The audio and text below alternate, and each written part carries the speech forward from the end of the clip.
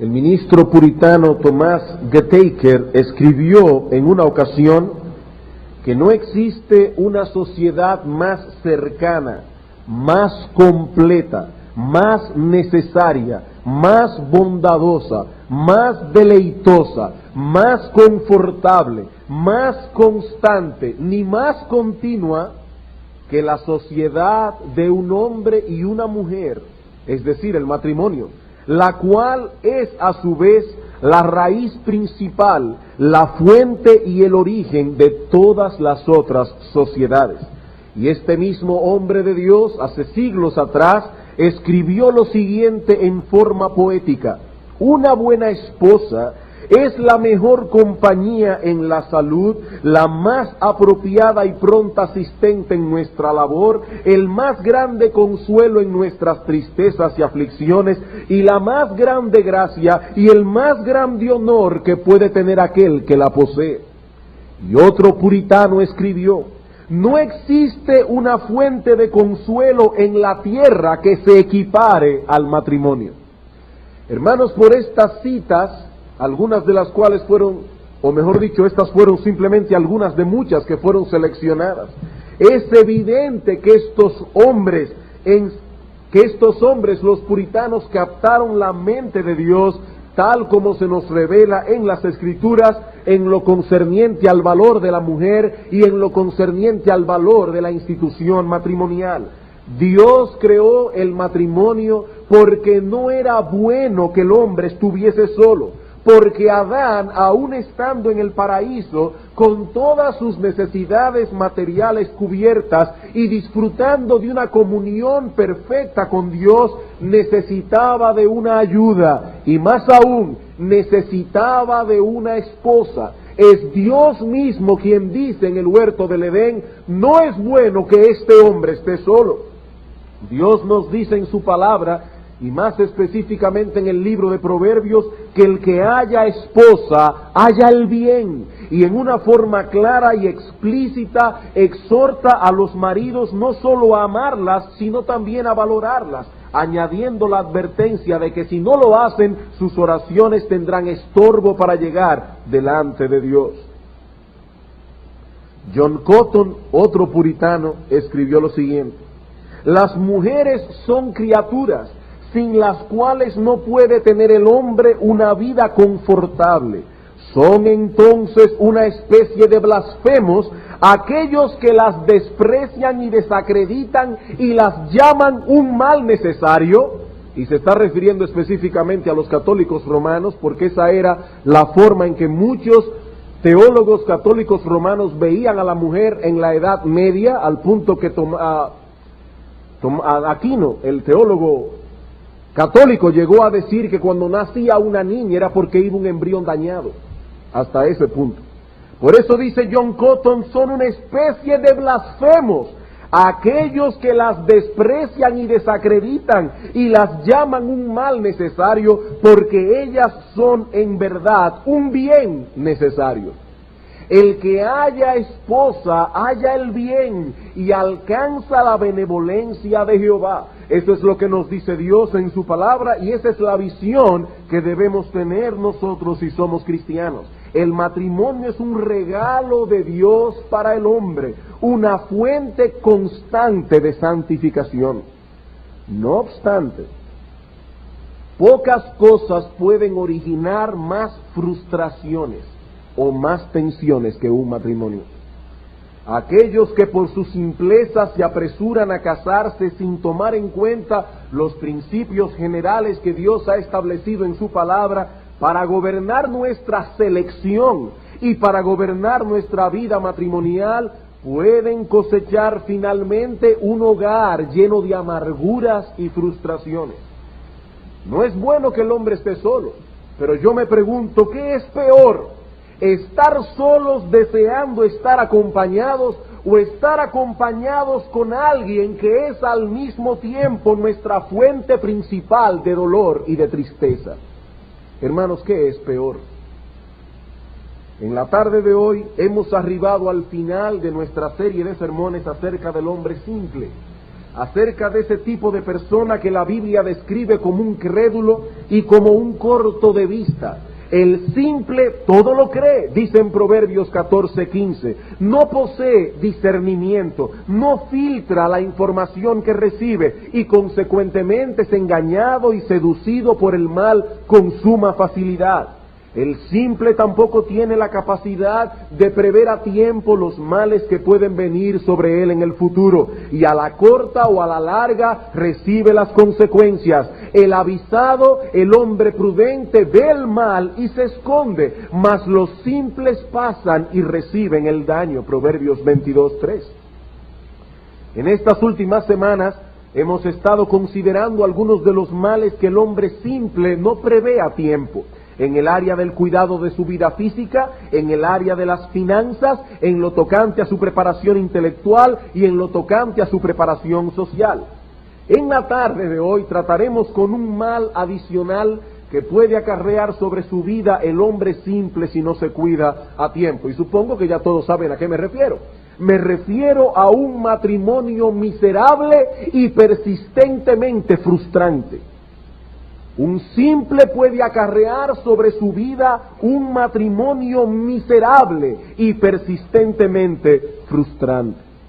Debo aclarar que los males que hemos mencionado en esta serie de sermones no son los únicos que hubiésemos podido mencionar, pero son tal vez los más frecuentes y paradójicamente los que menos son tratados desde una perspectiva bíblica.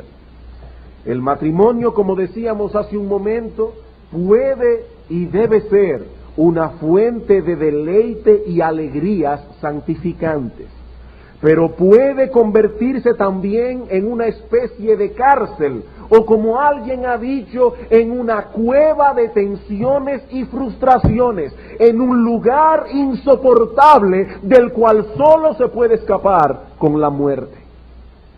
Mi propósito en esta ocasión es triple. En primer lugar, yo deseo advertir a los jóvenes solteros de nuestra congregación. Yo no tengo mucha edad, yo soy un hombre joven. Sin embargo, jóvenes, yo voy a hablarles en esta noche como si fuese su padre, asumiendo la posición pastoral en la que Dios nos ha colocado. Jóvenes solteros, nosotros queremos los pastores en esta noche advertirles para que no sean simples en este aspecto de su vida, para que no actúen a la ligera en un asunto tan importante y trascendental. Ese es en esta noche nuestro propósito primordial. Pero también deseamos ayudar a los padres en la responsabilidad que tienen de guiar a sus hijos en esto. Y un tercer propósito, en la medida de lo posible, quisiéramos dar algunas directrices y exhortaciones a los que ya por una razón u otra están sumergidos en ese mal. Aunque por la naturaleza de esta serie de sermones, tristemente no podremos dedicarnos con detenimiento a tratar estos casos. Simplemente vamos a tocar algunos puntos pertinentes aquí o allá, porque nuestra principal preocupación en este día son los jóvenes solteros y los padres de esos jóvenes.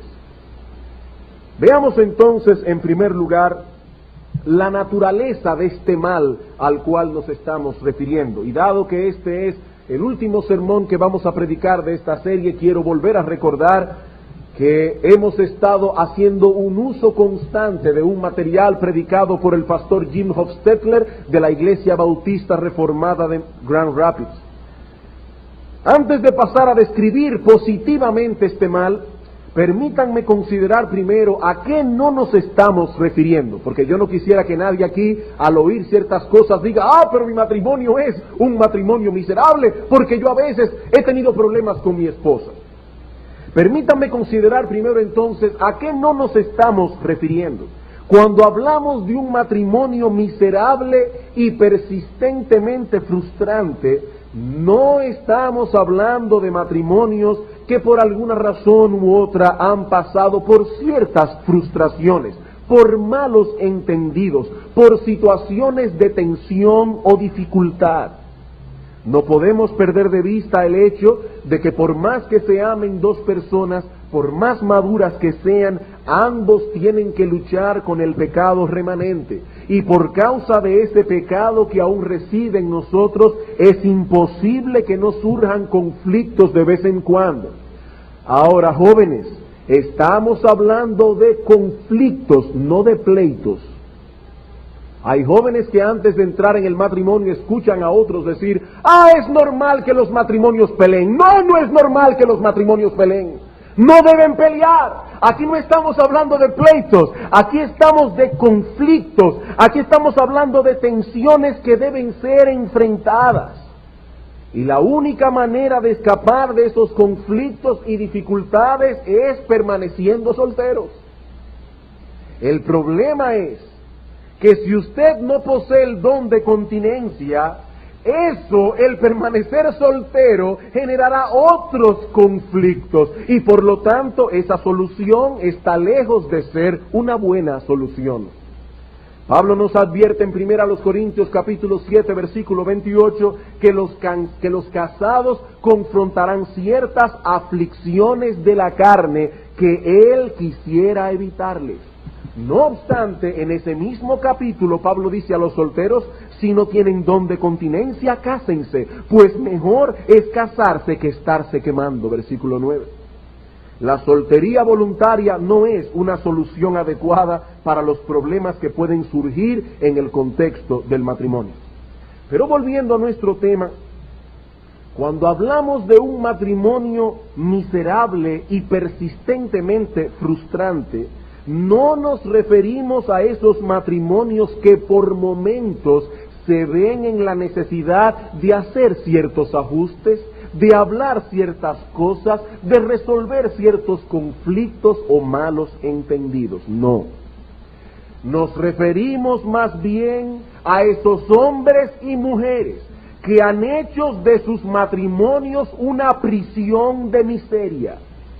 El mal que estamos describiendo aquí es el de esos matrimonios en los cuales no importa cuánto lo intente una de las partes, ni cuánto se esfuerce, hay demasiados obstáculos que salvar para lograr una relación armoniosa y cálida, para lograr una verdadera unidad de corazón y de alma. Este hombre y esta mujer coexisten bajo el mismo techo y aún llevan a cabo ciertas actividades juntos como pareja, pero todo eso en medio de una relación fría y distante. Pueden tolerarse mutuamente, pero no han logrado desarrollar una gozosa y real y deleitosa compañía del uno con el otro. Como decía un poeta hace unos años atrás, ni se importan ni se estorban, se soportan amistosamente.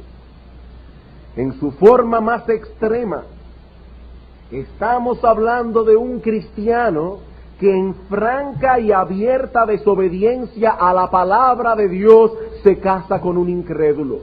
O de un cristiano que por haberse apresurado se casa con un formalista, con alguien que tiene la apariencia de piedad, pero no ha recibido en su corazón la verdadera transformación del Espíritu Santo. En 2 Corintios capítulo 6 versículo 14 el apóstol Pablo escribió: no os unáis en yugo desigual con los incrédulos, porque ¿qué compañerismo tiene la justicia con la injusticia? ¿O qué comunión la luz con las tinieblas? Yo sé que muchos llegaron al evangelio en esa condición, y créanme, hermanos, ustedes han sido una carga para mí toda esta semana, porque yo no quiero de ninguna manera poner una carga adicional sobre vuestros corazones. Pero aquí estamos hablando de aquellos que voluntariamente se aventuran a una vida desdichada, atándose con el yugo del matrimonio a una persona incrédula, a una persona que no ama a Dios, que no ama la verdad, sino que aborrece por naturaleza todo lo que es santo. Estamos hablando de un hijo de Dios que voluntariamente se ata con el yugo del matrimonio a un hijo del diablo. En su forma más extrema, estamos hablando de una joven cristiana casada con un alcohólico o con alguien que es adicto a cualquier otro tipo de sustancia intoxicante. No todos los matrimonios miserables llegan a esos extremos y aún así son miserables. Pero estamos describiendo varias cosas porque un matrimonio miserable puede ser miserable por muchas razones. O cristianas que están casadas con hombres que abusan de ellas, ya sea físicamente o verbalmente. Cristianos que están casados con mujeres perezosas, cuyas casas son un desorden total. O mujeres diligentes y trabajadoras casadas con hombres vagos, irresponsables, que se levantan tarde todos los días y no proveen lo necesario a la casa por causa de su pereza. Cristianas casadas con hombres silenciosos, con los cuales es imposible sostener una conversación edificante, o con los cuales es prácticamente imposible hablar de algo que tenga alguna trascendencia. Hombres que no saben conversar pacíficamente porque todos les molesta, porque todo genera problemas. Estamos hablando de cristianos casados con esposas antisociales, o al revés, cristianas casadas con esposos antisociales, que no desean, sino que más bien rechazan abiertamente todo tipo de relación social, imposibilitando a este creyente desarrollar una buena comunión con sus hermanos en Cristo, o practicar la hospitalidad. Estamos hablando de cristianas casadas con hombres que rehúsan asumir su responsabilidad como cabezas del hogar, que rechazan abiertamente dirigir sus hogares, esposos cobardes que prefieren no tomar ninguna decisión. Estamos hablando de cristianos casados con mujeres que rechazan abierta o encubiertamente el patrón diseñado por Dios para el matrimonio. Mujeres que rehúsan someterse a la autoridad del marido, que socavan su liderazgo, que viven vidas independientes, que están más alertas a las cosas de otros, de mami o papi, que a las cosas de su propio matrimonio. Mujeres que desacreditan a sus maridos murmurando de ellos con otras personas sin necesidad. Mujeres que son capaces de avergonzar a sus maridos en público, dándole órdenes, contradiciéndolos abiertamente o hablándoles en un tono imperativo y autoritativo. Tan pronto el esposo da la espalda, sabotean su liderazgo, traspasan sus órdenes, hacen lo que quieren. ¿Es a esto, hermanos, que nos referimos cuando hablamos de un matrimonio miserable y persistentemente frustrante? Sabemos que muchos creyentes llegaron al Evangelio ya casados y muchos han tenido que sufrir en carne propia las cosas que estamos hablando aquí. A esos debemos decirles que la gracia de Dios es suficiente para sostenerlos en medio de cualquier aflicción, y que no deben cansarse de orar por sus cónyuges incrédulos y de darles un buen testimonio, porque la gracia de Dios también es poderosa para transformarlos. Pero hermanos, jóvenes, escúchenme. Una cosa es llegar al Evangelio en medio de esa situación y otra muy distinta es buscarla voluntariamente. Algunos se han aventurado a esa desgracia pensando que ese inconverso no es tan malo como otros inconversos. Pastores, es diferente. Yo no sé qué tan diferente es un hijo del diablo. Y no hay comunión alguna entre la luz y las tinieblas, entre Cristo y Belial, entre el templo de Dios y el templo de los ídolos. Algunos se desesperan y entran en esta desgracia y en esta relación miserable pensando que tal vez esta persona llegue a convertirse. Si a algunos aquí le ha pasado tal idea por la cabeza, permítanme hacerles una advertencia solemne. Sí, ciertamente la gracia de Dios es poderosa para transformar incluso a esas personas que han llegado a situaciones extremas en su matrimonio. Dios puede transformar a un alcohólico, Dios puede transformar a un adicto, Dios puede transformar a un vago, Dios puede transformar a un irresponsable, Dios puede transformar a un esposo mudo que no sabe lo que es conversar con su esposa, Dios puede transformar a una mujer rencillosa, Dios puede transformar a una mujer perezosa o cualquier otra cosa que usted quiera poner allí. Sí, Dios tiene poder, pero Él no ha prometido hacerlo. Escúchame bien, joven, Él tiene poder, pero Dios no ha prometido hacerlo. Si te casas con un incrédulo, no tienes ninguna garantía, óyeme bien, ninguna garantía de que tal persona cambiará o se convertirá. Y por lo tanto no tienes ninguna garantía de que te irá bien en tu matrimonio. De hecho, a juzgar por las estadísticas, hay una alta probabilidad de que te vaya muy mal. De que te vaya muy mal. No minimizamos en absoluto el poder de la gracia de Dios, pero no olvides esto: no tienes ninguna promesa divina que te garantice un matrimonio feliz si te casas con un incrédulo. Podrás orar por él o por ella. Y de hecho, si alguien está casado con una persona así, ya sea que sea un inconverso o que posea serios problemas de carácter, tal persona debe orar insistentemente a Dios. Pero hermanos, no sabemos con seguridad de qué forma Dios responderá a esas oraciones. Habiendo descrito entonces a qué nos referimos cuando hablamos de un matrimonio miserable y persistentemente frustrante, veamos ahora en segundo lugar las causas de este mal. Las causas de este mal. ¿Por qué algunas personas cosechan en su vida un matrimonio miserable y persistentemente frustrante? En primer lugar, por un apresuramiento imprudente y antibíblico que los guía al noviazgo antes de tiempo. Por un apresuramiento imprudente y antibíblico que los guía al noviazgo antes de tiempo. Ahora recuerden, hermanos, que cuando hablamos de un matrimonio miserable, no nos estamos refiriendo únicamente al matrimonio de un creyente con un incrédulo. Eso es el extremo de un matrimonio miserable. Pero no es únicamente de eso que estamos hablando. Hay muchas personas, ambos creyentes, que se apresuran y cosechan un matrimonio miserable. Muchas personas comienzan a relacionarse con otras a un nivel más profundo que el de simple amistad, en un momento en que todavía no están preparados para asumir a corto plazo las responsabilidades de un matrimonio.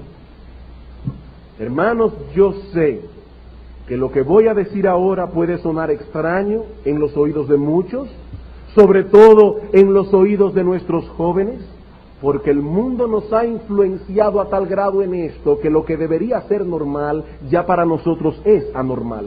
Pero por favor, no reaccionen rápidamente antes de meditar en esto que yo voy a decir ahora. Yo quisiera hacer una pregunta. ¿Qué argumentos podemos dar a favor de que dos jóvenes de 15, 16, 18 años entren en una relación de noviazgo? ¿Qué argumentos podemos dar a favor de eso? ¿Para qué se supone que estos dos jóvenes han entrado en una relación así? Probablemente pasará mucho tiempo antes de que se puedan casar, y mientras tanto están dando mucho lugar al diablo para que ocurran cosas que no deberían ocurrir. Yo no estoy diciendo con esto que es incorrecto que a esas edades un muchacho se sienta atraído por una muchacha, o que una muchacha se sienta atraído por un muchacho. No, no, no. De hecho, eso es natural. Y más jóvenes aún, eso es natural. Lo que estoy diciendo es que no existe ninguna razón, ni una sola razón, para que entren en una relación de noviazgo a esa edad, si en un corto periodo de tiempo ese joven no tendrá la capacidad económica ni la madurez humana para comenzar un hogar. Los judíos acostumbraban dar 1 año de compromiso. Comienza el noviazgo, antes de 1 año te tienes que casar. No es que estoy diciendo que esa es la ley, pero indudablemente actuaban con sabiduría y sensatez. Sabiduría y sensatez. Hermanos, eso no tiene sentido. Y es en más de una forma contraproducente. La mayoría de los jóvenes están en edades, los jóvenes que están en esas edades, están en un proceso de definición. En un proceso de definición y de cambios. Lo que quieren a los 15 no necesariamente es lo que querrán a los 25. Cuando maduran, ven la vida de una manera distinta. Es muy posible que el muchacho en el que pusieron sus ojos cuando tenían 15 años, cuando tenían 18 años, no es el que escogerían si tuvieran otra oportunidad de escoger cuando tengan 25 o cuando tengan 30. Muchos se unen emocionalmente a otros sin estar todavía preparados para ello. En un tiempo se casan, pero luego maduran, comienzan a cambiar, a ver la vida con otros ojos, y se dan cuenta de que si hubiesen escogido con más cuidado, si se hubiesen casado con más madurez, no hubiesen escogido a esa persona con la que ya están casados ni en 1.000.000 de años. Eso es un matrimonio miserable y persistentemente frustrante. Padres, no debemos permitir que un joven proponga tratar a una joven a menos que no esté dispuesto o sea capaz de casarse con ella en un tiempo prudente y sostenerla. Como tampoco debemos dejar que un joven trate a una joven como novia si esa joven no está preparada para cuidar un hogar. El noviazgo, hermanos míos, no es una entretención ni un pasatiempo. Esa es la visión que el mundo tiene del noviazgo. Me voy a meter en amores para tener a alguien con quien estar. No, hermanos, esa visión es antibíblica, esa visión es mundana. El noviazgo es simplemente la antesala del matrimonio. ¿Por qué muchos cosechan un matrimonio miserable? En segundo lugar, por una base errónea de atracción. Por una base errónea de atracción. Hemos dicho esto muchas veces y lo vuelvo a repetir una vez más. La atracción física es importante a la hora de entrar en una relación de noviazgo y matrimonio. Cuando Dios iba a quitarle a Ezequiel su esposa, ¿qué le dice? Ezequiel, te voy a quitar de un golpe el deleite de tus ojos. Para Ezequiel, mirar a su esposa era un deleite. Pero de ninguna manera ese debe ser la base sobre la cual hacemos nuestra selección. La atracción es importante, pero no es lo más importante. En relación con otras cosas, esto es secundario. Sí, nuestro cónyuge debe ser atractivo para nosotros. ¿Y qué quiero decir con eso? Bueno, que al menos debe estar en el marco de lo que es agradable a los ojos. Del 1 al 10, tal vez no es 10, pero por lo menos es 1, 2, 3. Tiene que estar dentro del marco de lo que es agradable a nuestros ojos. Nos pasaremos el resto de nuestra vida conviviendo con esa persona y no es agradable despertarse todas las mañanas con un sobresalto. Pero la Biblia nos advierte claramente, explícitamente, que no debemos basarnos en la información de nuestros ojos a la hora de seleccionar un compañero o una compañera. Jóvenes, la hermosura en sí misma, per se, no solo es vana, sino también engañosa. Proverbios capítulo 31.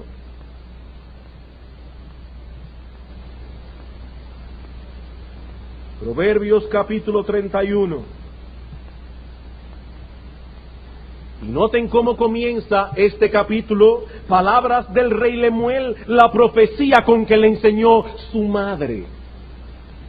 Aquí tenemos padres que no se hicieron de la vista gorda con sus hijos, que tomaron a sus hijos varones y les dijeron: hijos míos o hijo mío, he aquí la mujer que tú debes buscar por compañera.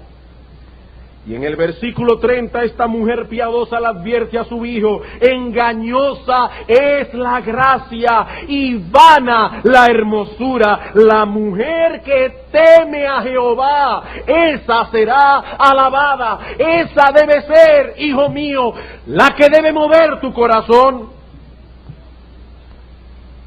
Ay, hermanos, cuán engañosa es la hermosura.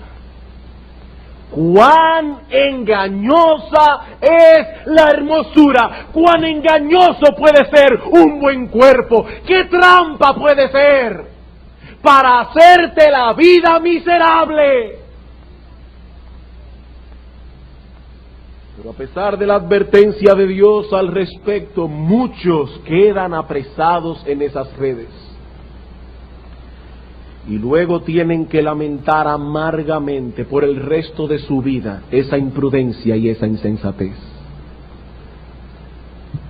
Hablando de esto, el ministro John Angell James escribió lo siguiente: admito que debe haber atracción personal, pero esa atracción debe ser tanto de la mente como del cuerpo. A menos que podamos discernir algo precioso que permanecerá en esa persona cuando el color de las mejillas se haya marchitado y el fuego de los ojos se haya extinguido y la simetría de las formas haya sido destruida, porque será destruida tarde o temprano. Si no podemos discernir algo precioso en esta persona, es lo que está diciendo este hombre, que sobrepasará todas estas cosas, y aún así, sin discernir esa cosa preciosa que es el temor del Señor, nos atamos a ella, estaremos poniendo nuestros afectos en un objeto que quizás solo viva como testigo, como una especie de fantasma de esa belleza que una vez amamos. ¿O tú crees que esta muchacha va a permanecer linda para el resto de su vida? Pero ¿sabe lo que sí va a permanecer? Siendo una desordenada, sí lo es. Siendo una mujer rencillosa, sí lo es. Siendo una mujer de mal carácter, sí lo es, a menos que la gracia de Dios no actúe en ella. Pero tú no tienes la garantía de que la gracia de Dios actuará. Jóvenes, el Espíritu Santo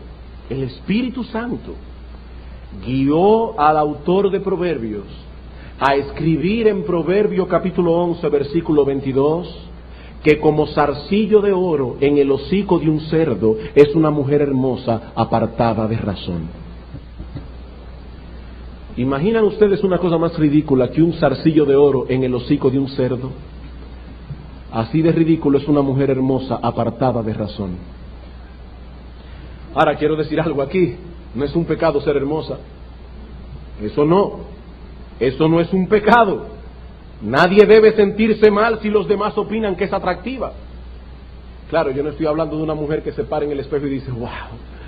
No estoy hablando de una mujer que por el testimonio de otros se da cuenta que es atractiva. Hermana, eso no es un pecado.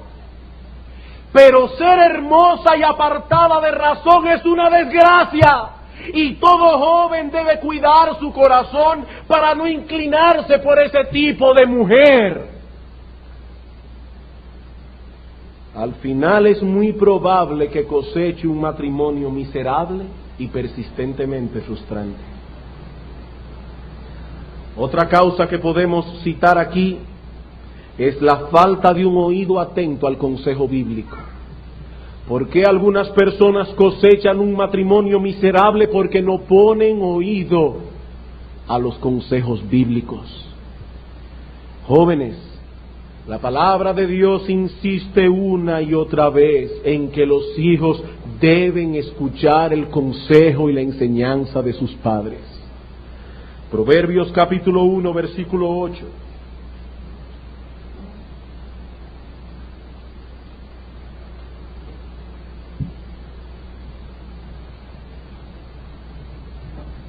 Oye, hijo mío, la instrucción de tu padre y no desprecies la dirección de tu madre.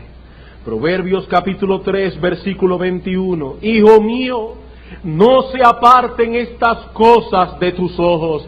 Guarda la ley y el consejo y serán vida a tu alma y gracia a tu cuello. Proverbios capítulo 4, versículo 1. Oíd, hijos, la enseñanza de un padre, y estad atentos para que conozcáis cordura. Versículo 10. Oye, hijo mío, y recibe mis razones, y se te multiplicarán años de vida. Proverbios 5, 1. Hijo mío, está atento a mi sabiduría, y a mi inteligencia inclina tu oído, para que guardes consejo, y tus labios conserven la ciencia. La falta de un consejo sabio y atinado puede ser fatal en esto. Fatal en esto. Y hay jóvenes que son tan insensatos que a veces se apresuran a casarse precisamente en obstinación contra el consejo del padre. Hay jóvenes que son tan insensatos que sus padres le dicen: hijo mío, no, esa mujer no te conviene, ese hombre no te conviene, te hará la vida infeliz, serás una desgraciada, un desgraciado, y precisamente por el consejo de los padres son movidos a hacer exactamente lo contrario, como si se estuvieran vengando de ellos. Jóvenes, son ustedes los que van a cosechar la amargura. Yo no he conocido en todo el tiempo que tengo de pastor un solo matrimonio, uno solo, en que se hayan casado en contra de los padres y les haya ido bien. Yo no conozco uno. Joven, consulta con tus padres, consulta con tus pastores. No hagas como Roboam, que cuando cogió el poder los ancianos de Israel le dieron un consejo sabio, pero él decidió escuchar a sus amiguitos. ¿Y qué pasó? Dividió el imperio. Desechó el consejo de los ancianos y siguió el consejo de los jóvenes. Él prefirió prestar oído a los que eran de su misma edad. Grave error.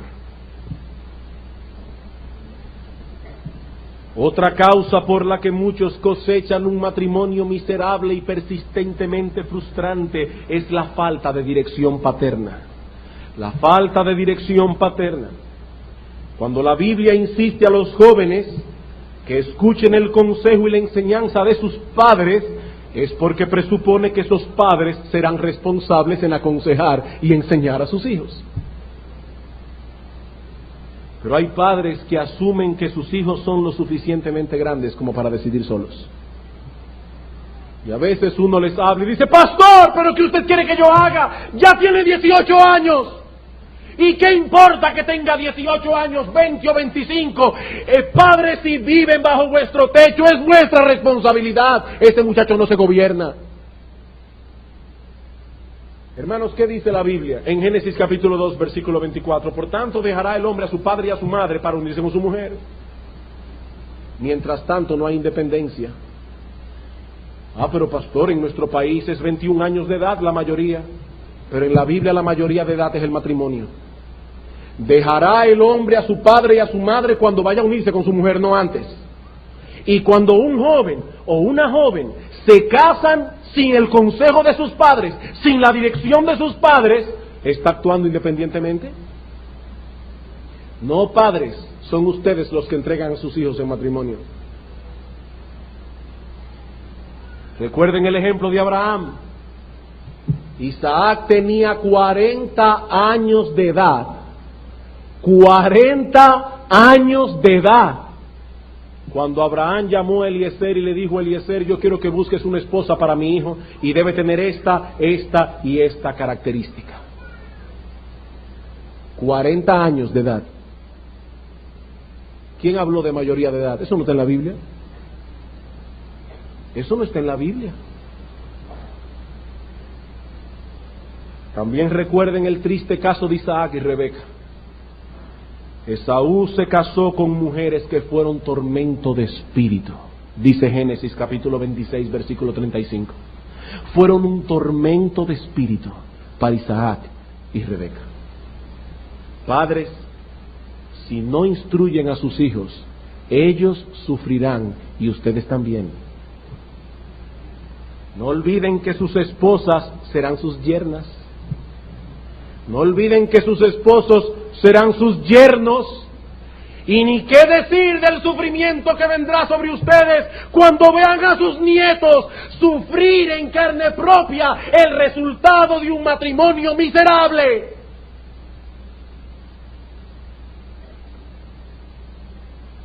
Padres, hablen a sus hijos de estas cosas. Padres, enséñenles lo que deben buscar en un compañero, en una compañera. Padres, permitan que sus hijos inviten a sus amigos a la casa y conózcanlos y obsérvenlos. Ese joven que está interesado en tu hija, ¿da señales de ser un verdadero cristiano? Obsérvalo. ¿Cómo trata a los otros? ¿Es considerado? ¿Es gentil? ¿Es puntual? ¿Es un joven que piensa en los demás? ¿Es confiable? ¿Se puede depender de él? ¿Cuando ofrece algo lo cumple? Claro, debemos recordar que son jóvenes y que es muy probable que estas cosas necesiten ser desarrolladas. Pero al menos debemos asegurarnos de que el germen está allí. Padre, ¿cómo es la joven en quien tu hijo ha puesto los ojos? ¿Cómo es? Vigila atentamente sus modales, su comportamiento. En especial, estudia la manera en que responde a las autoridades que Dios ha puesto sobre ella.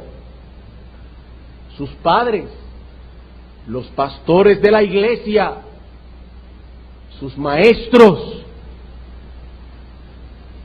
Y ustedes jóvenes, yo estoy hablando a los padres, pero es indirectamente ustedes también. Esas son las cosas que ustedes deben ver. ¿Es impositiva o se deja guiar? ¿Cómo es esa joven? Porque padre, si esa joven es impositiva y le falta sumisión, le hará a tu hijo la vida miserable.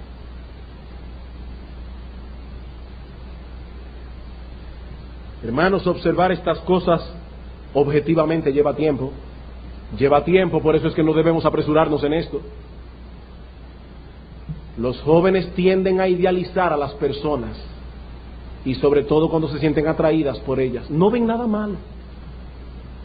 Todo les cae en gracia. Somos nosotros los padres los que estamos llamados a poner cordura en sus corazones. ¿Por qué muchos cosechan un matrimonio miserable? En quinto lugar, por la visión que se tiene hoy día del matrimonio. Por la visión que se tiene hoy día del matrimonio. Hoy día se tiende a ver el matrimonio con mucha ligereza. Si no sale bien, me divorcio.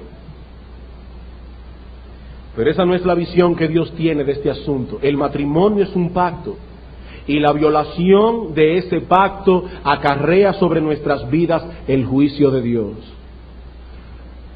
Mi amigo, no importa cuán exitoso tú puedas ser en tu vida profesional, no importa cuán exitoso tú puedas ser entre los amigos, ni en cuánta estima te tengan, si tu matrimonio no funciona, tú eres un miserable, yo te lo aseguro eso. Eres un miserable, yo lo sé. Porque el matrimonio es un pacto, y cuando ese pacto es violado, Dios se encarga de hacer la vida de ese hombre y de esa mujer miserable. Esto no es un juego. Se trata de una unión que solo la muerte puede separar. Debemos pensarlo bien porque tenemos una sola opción, una sola oportunidad de elegir. Si elegimos mal, pagaremos la consecuencia de esto por el resto de nuestras vidas, a menos que la gracia de Dios no intervenga poderosamente. Será para siempre la misma cara, el mismo carácter, la misma voz, y no habrá alternativa. Jóvenes, piénsenlo bien. ¿Cuáles son los remedios que podemos dar para este mal? Hemos visto ya lo que es un matrimonio miserable. Hemos visto algunas de las causas por qué algunos cosechan un matrimonio miserable. Veamos ahora en tercer lugar los remedios para este mal. Ahora bien, estos remedios es para aquellos que aún no se han casado y que todavía pueden escapar del mal que he descrito. Ahora, el mal que yo he descrito no es el matrimonio es una bendición. El mal que yo he descrito es un matrimonio miserable. ¿Cómo podemos escapar de ese mal? En primer lugar, joven amado, apégate al principio bíblico de selección. Apégate al principio bíblico de selección. ¿Y eso qué incluye? Dos cosas. En primer lugar, que debe ser en el Señor. Debe ser en el Señor. Primera los Corintios capítulo 7 versículo 39. Cásese con quien quiera, siempre que sea en el Señor. No cometas la locura de unirte voluntariamente con un incrédulo. No os unáis en ese yugo desigual. Joven, no hagas uso del romance evangelístico. ¿Saben lo que es un romance evangelístico? Ven a una joven hermosa pero impía, entonces se acercan a predicarle. Y en ese predicarle y predicarle se van envolviendo emocionalmente con la joven. Y cuando vienen a ver ya están completamente atrapados. Es muy probable que recibas el daño del hombre simple. Pero no solamente estamos hablando aquí del principio de selección en el sentido de un creyente con un incrédulo, no. También estamos hablando de cristianos que deben asegurarse muy bien de que esa joven o ese joven posee la misma perspectiva de la vida cristiana y la misma perspectiva doctrinal. ¿Y de dónde sacamos ese principio? Proverbios capítulo 1, versículo 8.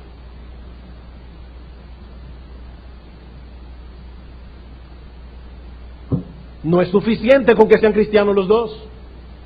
Eso no es suficiente. En Proverbios capítulo 1, versículo 8 dice: oye, hijo mío, la instrucción de tu padre y no desprecies la dirección de tu madre. Y hay varios principios en el libro de Proverbios en ese mismo tenor. ¿Qué implicación podemos extraer de ese texto? Que la dirección del padre y la instrucción de la madre serán iguales. Pero ¿qué sucede cuando un hombre que tiene ciertas doctrinas, ciertas convicciones cristianas, se casa con una mujer que tiene otras doctrinas, otras convicciones cristianas, otra perspectiva de la vida cristiana? ¿Qué pasará? Un conflicto continuo. ¿Bajo cuál perspectiva criarán a los hijos? ¿Bajo cuál perspectiva tomarán sus decisiones? No basta con que los dos sean cristianos. Hay muchas cosas que debemos vigilar en ese sentido. Hermano, si tu andar con Cristo es cada vez más íntimo, pero sientes al mismo tiempo que ella se está apartando y enfriando, o al revés, joven, hermana, si tu andar con Cristo es cada vez más íntimo, pero Él está alejándose cada vez más, no te cases hasta que las cosas cambien, no te cases. Si solo eres atractivo o atractiva cuando estás en una débil condición espiritual y en cierta carnalidad, no te cases con esa persona que te hará la vida miserable, créemelo. Y por si acaso no lo digo porque yo haya pasado por esa experiencia. No, joven, te lo digo porque como pastor he visto muchas cosas en estos años de ministerio. Mientras más cerca andamos del Señor, más atractivo debemos ser a nuestros compañeros. Y si no es así, eso es un alerta rojo que nos dice que algo no anda bien. Algo no anda bien. Joven, busca para ti una persona íntegra. Busca para ti una persona industriosa. Tanto en el contexto de su vida cristiana como en el contexto de su vocación. Averigua qué hace en su tiempo libre. ¿Cuáles son sus aspiraciones? Busca una persona cuyo corazón sea evidentemente para Dios. No te dejes embobar por sus palabras. No te dejes embobar por sus regalos y atenciones. Fíjate en su carácter. Fíjate en su paciencia, en su bondad, en su mansedumbre. Es en eso que debes fijarte. Porque hay muchos hombres que durante la etapa del noviazgo son una maravilla. Todo esto requiere tiempo. Una vez más cito al ministro John Angel James. Mi próxima advertencia es que tenga cuidado extremo de involucrarte en relaciones rápidas. Jóvenes, escuchen esto con muchísima atención. No tengas atenciones con una joven que puedan traer confusiones, ni las recibas hasta que hayas sopesado bien el asunto. Hay jóvenes que comienzan a enviarle cosas a las jóvenes y comienzan a entusiasmarlas.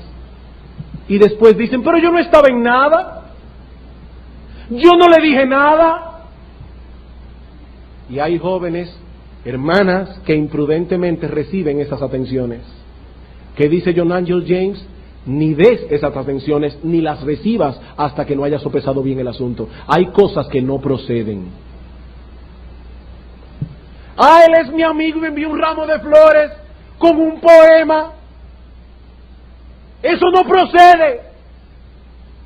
Dice John Angel James, mantén las emociones encerradas en tu corazón mientras tu juicio, con la ayuda de la prudencia, y yo añado con la ayuda de consejos de personas sabias, se prepara para rendir su informe.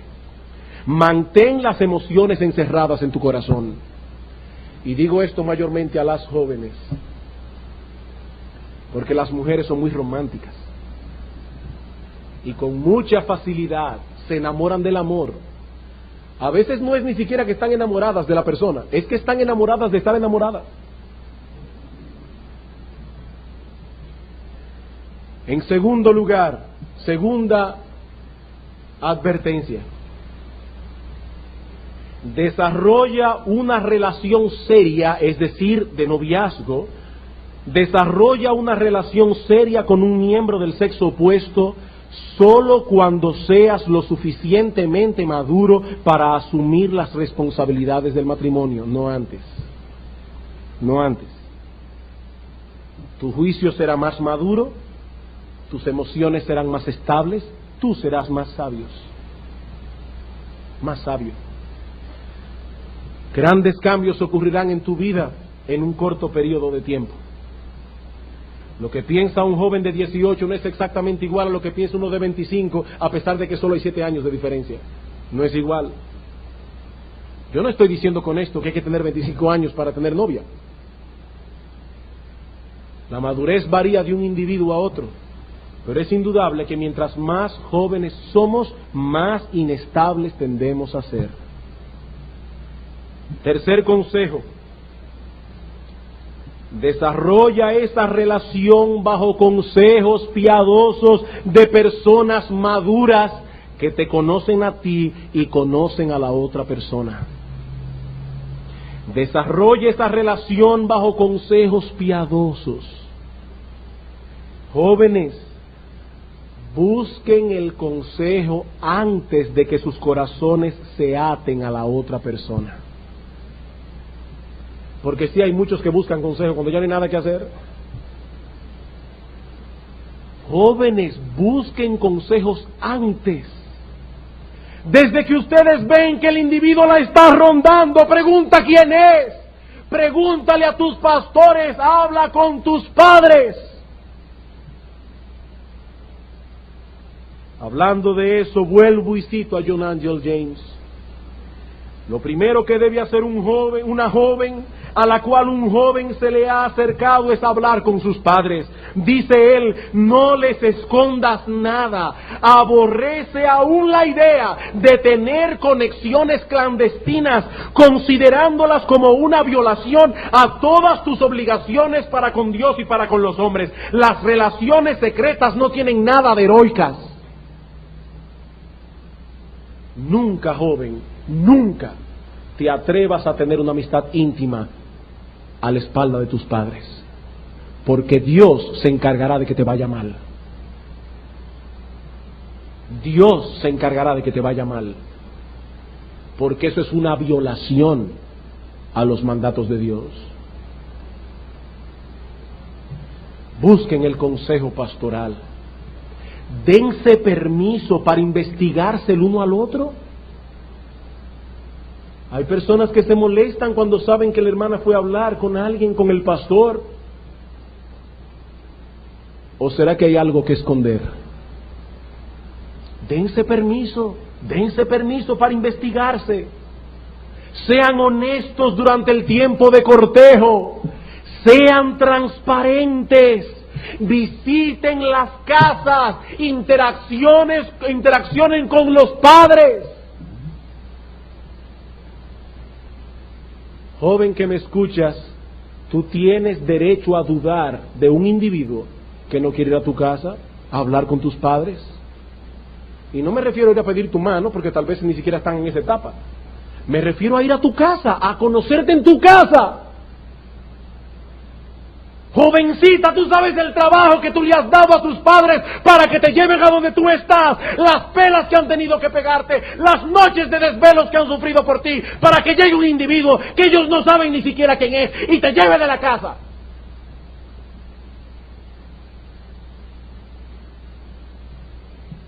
No, jovencita, el que te quiera conocer, que te conozca en tu casa, para que tus padres observen, porque ellos saben más que tú y ven cosas que tú no ves.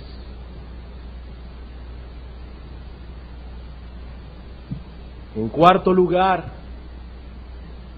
proyecta esta relación en el futuro. Si no quieres cosechar un matrimonio miserable, proyecta esa relación en el futuro. ¿Qué dice Proverbios? El avisado ve el mal y se esconde antes de que llegue el mal, pero el simple pasa y recibe el daño. Pregúntate, ¿cómo será mi vida con esta persona dentro de 15 años? ¿Cómo será mi vida con esta persona dentro de 30 años? Eso que ahora me causa gracia, ¿no me hará llorar mañana? ¿Ese es el hombre que yo deseo que sea un ejemplo para mis hijos? ¿Es esa la mujer que yo deseo que mis hijas imiten? ¿Es una mujer discreta? ¿Es una mujer sumisa? ¿Cómo usa su dinero? ¿Cómo usa su tiempo libre? ¿Qué hace cuando se equivoca? Cuando comete una falta, cuando ofende a otro, ¿las reconoce o las justifica? ¿Es del tipo de persona que siempre tiene la razón y tú siempre estás equivocado? ¿Es temeroso de Dios? ¿Es temerosa de Dios? ¿Actúa por principios o por sus deseos? ¿Cómo es su amor por ti? ¿Calmado y sosegado? ¿O es un amor impetuoso? Que nada lo puede parar, que tiene que estar contigo las 24 horas del día. ¿Cómo es su amor? ¿Es un individuo con dominio propio? Joven, hermana, si no lo es, te hará la vida miserable, créemelo.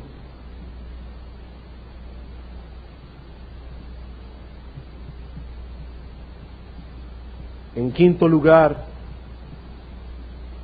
ora y ruega a Dios continuamente pidiendo sabiduría.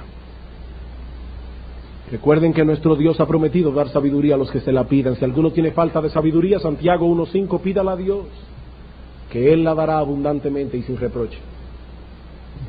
Y en Proverbios capítulo 2, versículos 1 al 6, dice: de Jehová viene la sabiduría. Jehová da la sabiduría. Pide a Dios que te haga sabio. Pide a Dios que abra tus ojos. Pide a Dios, que te dé paciencia. Paciencia para esperar lo mejor.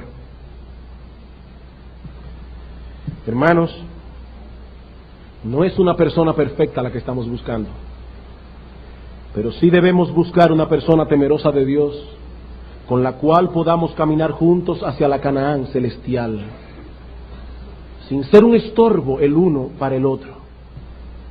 Es una ayuda idónea lo que estamos buscando, no un obstáculo. Pero yo no quisiera concluir en esta noche sin decir unas breves palabras a aquellos que hoy están sufriendo por causa del mal que hemos descrito aquí. ¿Qué debemos hacer? ¿O qué deben ustedes hacer? En primer lugar, hermano, hermana, si has caído en ese estado por causa de tu rebeldía a la palabra de Dios, o por causa de tu rebeldía al consejo paterno, o al consejo de los pastores, pide perdón a Dios por tu pecado. Arrepiéntete de tu pecado y recuerda que nuestro Dios es bueno y perdonador y grande en misericordia para con todos los que te invocan, todos los que lo invocan. Pero sea que estés en esa situación por rebeldía o porque así llegaste al Evangelio, he aquí mi segunda exhortación: clama a Dios por su gracia. Clama a Dios por su gracia. ¿Sabes por qué? Porque su gracia es suficiente para tener contentamiento, no importa la situación en que estemos. El apóstol Pablo dice: yo he aprendido a contentarme cualquiera que sea mi situación. Y más adelante dijo: todo lo puedo en Cristo que me fortalece. Todo lo puedo en Cristo que me fortalece. Hermano, clama a Dios por su gracia. Créeme, su gracia es suficiente para ti. Clama a Dios que te conceda el poder hacer lo mejor que puedas en la situación en que estás. Nada vas a resolver llenando tu corazón de amargura día tras día. Nada vas a resolver teniendo un espíritu quejoso.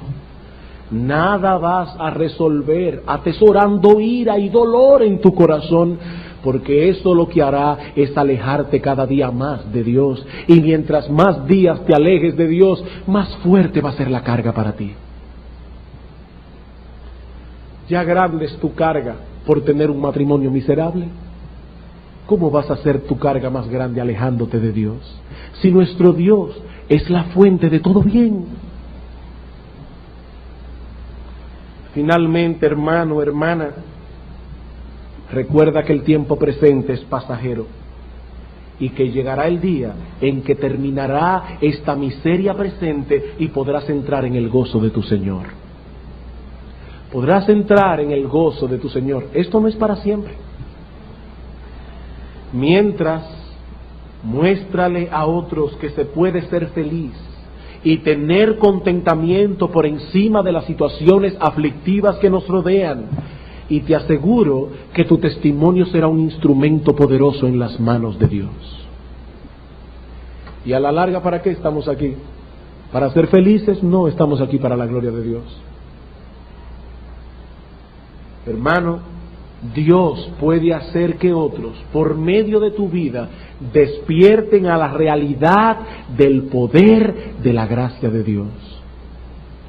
Dios puede usarte a ti para hacer ver a los demás el poder que tiene la gracia de Dios, que puede dar contentamiento en cualquier situación. Vamos a orar. Padre nuestro que estás en los cielos, Señor y Dios nuestro, gracias por el cuidado que tú tienes con tus hijos. Oh Señor, nos hacemos eco de aquellas palabras escritas por el himnólogo, cuando dijo cuán firme cimiento se ha dado a la fe de Dios en su bendita palabra. ¿Qué más necesitabas añadir a tu libro si todo lo has dicho a tus hijos? Todo cuanto necesitamos en cualquier situación en que nos encontremos, para que a través de nuestra situación particular nosotros podamos darte gloria. Señor y Dios nuestro, yo quiero en esta noche como pastor implorarte y suplicarte por los jóvenes solteros de nuestra iglesia. Oh Dios, nosotros te pedimos que tú les concedas la gracia que ellos necesitan para poder seguir esperando con paciencia. Que ellos puedan seguir, oh Señor, soportando las presiones que son propias de la soltería. Pero que tú les des también, oh Padre bendito, la gracia necesaria para poder esperar en ti. Para librarse de las tentaciones de este mundo. Para no cometer locuras descabelladas que lo lleven a un matrimonio miserable y persistentemente frustrante.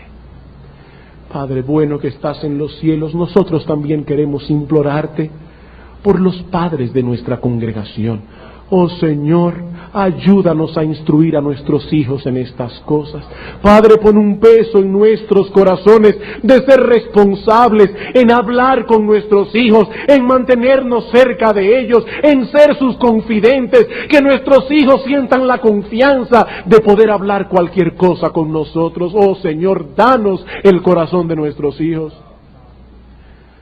Por otra parte, Padre bendito, nosotros queremos suplicarte, implorarte por los hermanos y hermanas de nuestra congregación que están casados con cónyuges inconversos.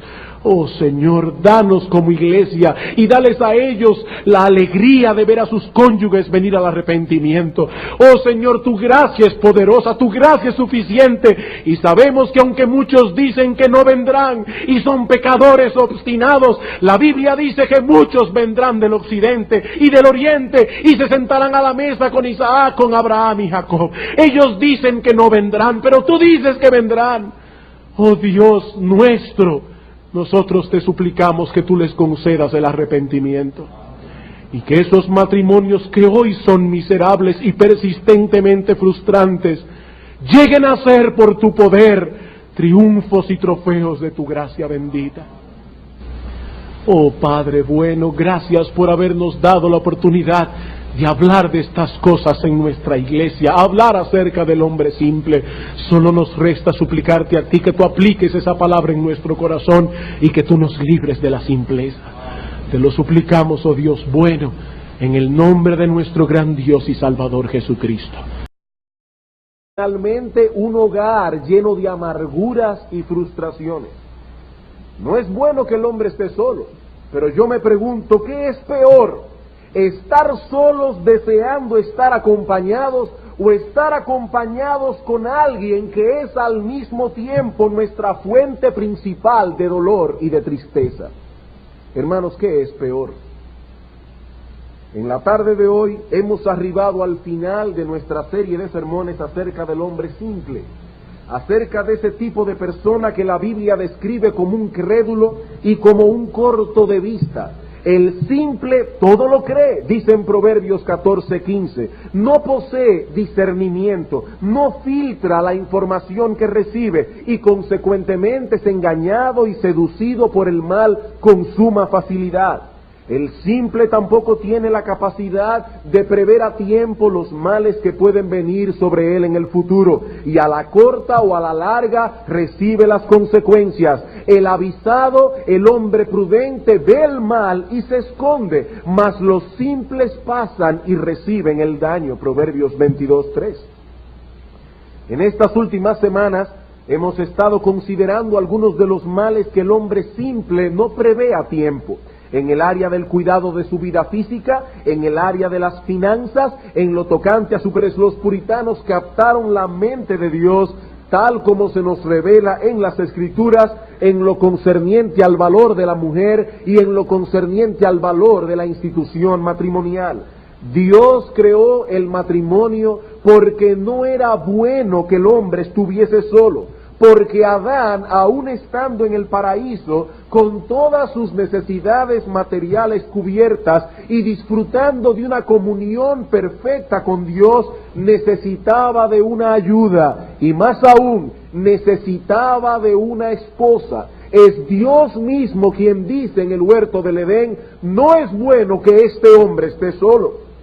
Dios nos dice en su palabra, y más específicamente en el libro de Proverbios, que el que haya esposa, haya el bien. Y en una forma clara y explícita exhorta a los maridos no solo a amarlas, sino también a valorarlas, añadiendo la advertencia de que si no lo hacen, sus oraciones tendrán estorbo para llegar delante de Dios.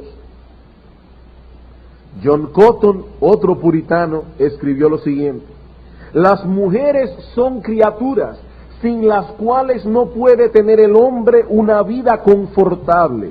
Son entonces una especie de blasfemos aquellos que las desprecian y desacreditan y las... El ministro puritano Thomas Getaker escribió en una ocasión que no existe una sociedad más cercana, más completa, más necesaria, más bondadosa, más deleitosa, más confortable, más constante, ni más continua que la sociedad de un hombre y una mujer, es decir, el matrimonio, la cual es a su vez la raíz principal, la fuente y el origen de todas las otras sociedades.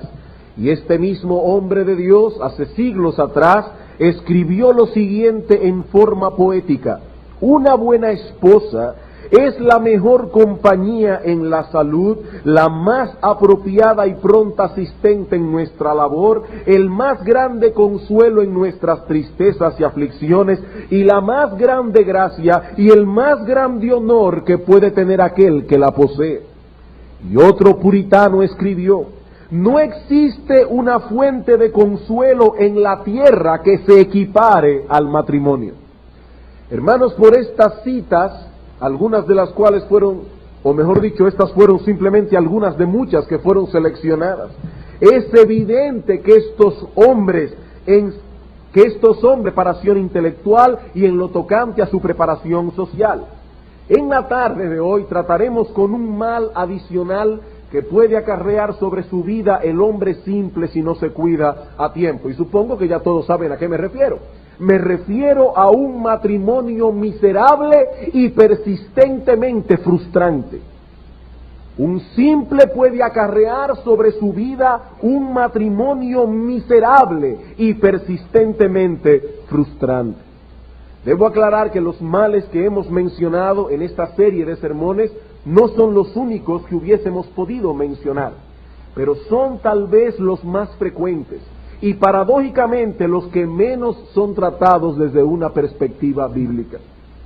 El matrimonio, como decíamos hace un momento, puede y debe ser una fuente de deleite y alegrías santificantes, pero puede convertirse también en una especie de cárcel, o como alguien ha dicho, en una cueva de tensiones y frustraciones, en un lugar insoportable del cual solo se puede escapar con la muerte. Mi propósito en esta ocasión es triple. En primer lugar, yo deseo advertir a los jóvenes solteros de nuestra, llaman un mal necesario, y se está refiriendo específicamente a los católicos romanos, porque esa era la forma en que muchos teólogos católicos romanos veían a la mujer en la Edad Media, al punto que Aquino, el teólogo católico, llegó a decir que cuando nacía una niña era porque iba un embrión dañado, hasta ese punto. Por eso dice John Cotton, son una especie de blasfemos aquellos que las desprecian y desacreditan y las llaman un mal necesario, porque ellas son en verdad un bien necesario. El que haya esposa, haya el bien y alcanza la benevolencia de Jehová. Eso es lo que nos dice Dios en su palabra, y esa es la visión que debemos tener nosotros si somos cristianos. El matrimonio es un regalo de Dios para el hombre, una fuente constante de santificación. No obstante, pocas cosas pueden originar más frustraciones o más tensiones que un matrimonio. Aquellos que por su simpleza se apresuran a casarse sin tomar en cuenta los principios generales que Dios ha establecido en su palabra para gobernar nuestra selección y para gobernar nuestra vida matrimonial, pueden cosechar finalmente